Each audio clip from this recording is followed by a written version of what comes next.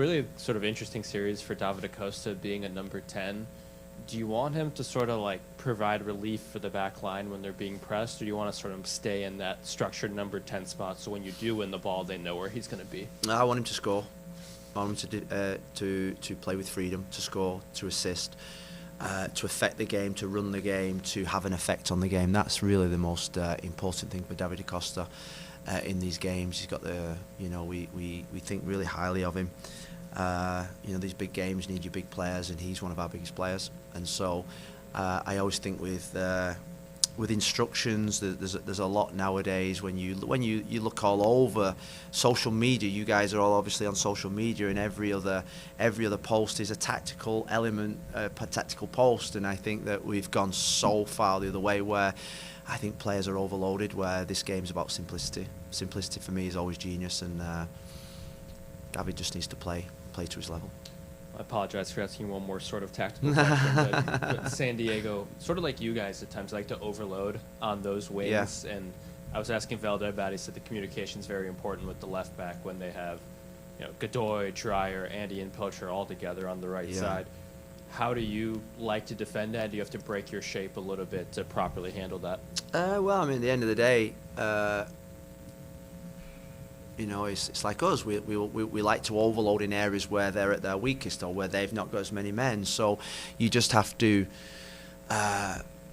make sure you get more numbers into those areas. It's an 11v11 game. Apart from the other day, for the last 20 minutes, it was 10v11. When it's 10v11, you've got a distinct overload. Nowadays, with the goalkeepers, the technical abilities of the goalkeeper is part of that 11 in your possession, so there's an overload position, because obviously goalkeepers can't press goalkeepers, so that's where the cat and mouse comes in, particularly against a team like San Diego, where they're overloading in certain areas and where you have to get men into certain areas.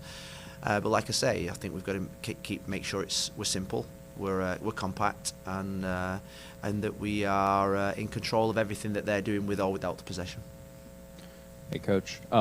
Christopher Velda's first goal last weekend comes from Diego Chara winning the ball in midfield, quickly goes to Anthony, goes to Velda. He creates space in the box, finishes it. Quick attacking transition style moments. It's been something that San Diego have really been struggling with this year. How has the team been working this week to be able to create more of those in tomorrow's game? I mean, if you think about the chance that Anthony had, Diego Chara wins the ball him behind to Anthony, and probably should score in that respect. I think if you go back to the LA Galaxy game back in the season when we went away from home, you think about the 3 goals we scored there, particularly the last 2 goals, counter-attack through Da Costa to Anthony to Kelsey. So I think we are a really good counter-attacking team. What I would say about in the last 3-4 weeks, I don't think we've executed the final pass or the final finish as well as what we should have done, and I think that's really important going into this game. I think it's a game where we have to accept that they will probably create chances, and we have to create more chances, and we have to score more goals than them. It's a shootout. It's do or die. It's a one-off. It's a one-off final game. We win on Saturday. The next Sunday is going to be the same game. So we're going into a situation now where, from now to the end of both ours and San Diego's season, it's do or die. And so that's what I think all this week I've been so excited about. I think the players are excited. I saw a team that was wounded, a team that was disappointed in themselves. Today I saw a team that was focused, and we've got to be focused on Saturday. Obviously, with San Diego, dedicating so many men forward, even off of set pieces, how is countering off a James Pantema's catch or a failed corner or a failed set piece from San Diego different than countering from when you just create a turnover out of live play? Yeah, well, I think if you think back to last season, I think we played Dallas away, and we had a game plan to counter-attack off corner kicks. There was Jonathan, there was Anthony, there was Evander, etc. And I remember there was a corner kick came in, and before Max Crapoli even caught the ball, we had 4 people in attack, and we hadn't even defended the goal, and we conceded. So I think first and foremost, in any counter-attack situation, you've got to be really, really disciplined in your positions, because they are good. They create overloads. They've got runs in behind. They've got quality players, and so you defend and you counter-attack. And so, and I think we're the one team, probably look at the playoff teams, ourselves and San Diego are probably the best two counter-attacking teams, probably in the Western Conference in terms of the speed that we have. So I think it's something that we want to exploit, but I'm sure they're thinking the same. Okay, we'll take a question online from Aaron Heinzen. Hey, Coach. Aaron, how you doing? Good. Hope you find some meals today. Well, honestly, I'm actually going to Bamboo Sushi tonight. I've succumbed to going out for tea tonight. In sermon. Was that your question? In sermon, great defensive season. Would you encouraging him to score, get something on a set piece? Do you think he's due? Well, he only scores for New Zealand. I think that's part of his contract, I think, at this moment in time, which is what we told him this morning. So, no, he's had a fantastic season. His job, first and foremost, is to keep the ball out the back of the net, is to defend the goal, is to stay with 1-2s, defend 1v1s, 2v2s, head the ball away, and we're super pleased with how he's doing.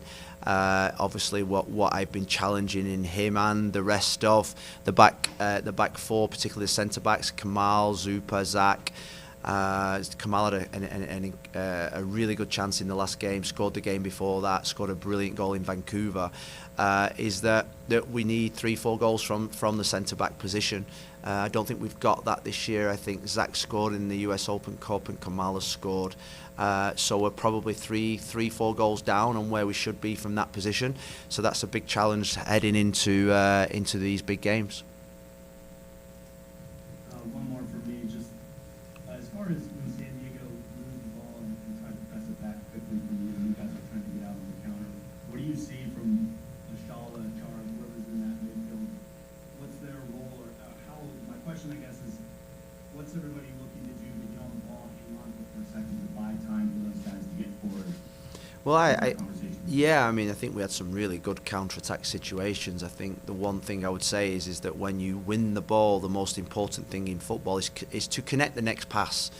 You know, because there's that you lose possession, you want to win the ball back as quickly as possible. You know, we've seen that with many teams. We saw that with San Diego. So to connect the next pass almost kills their sort of like transition as well. So connecting the next pass, having composure on the ball, finding, connecting and securing possession of the ball is vitally important. I feel in the 2 games against San Diego we haven't done that as well as we should have done. You think about the goals we conceded in the home game was from our possession. When we've won the ball, is securing the next pass, keeping possession of the ball. So that's something that we have to be better in these games coming up, and we will be. Okay, we'll wrap there. Thank